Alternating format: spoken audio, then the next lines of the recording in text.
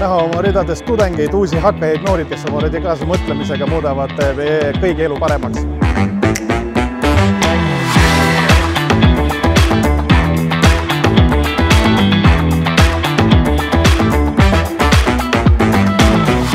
Kes õpib, peab teada saama, kuidas päriselu käib ja selleks, et saada teada, kas on siis sinu cup of tea, sa pead koguma kogemusi.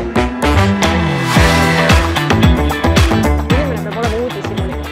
Uudishimulik selles osas, mida ta teeb ja uudishimulik ka, ütleme, maailmas toimuva üle.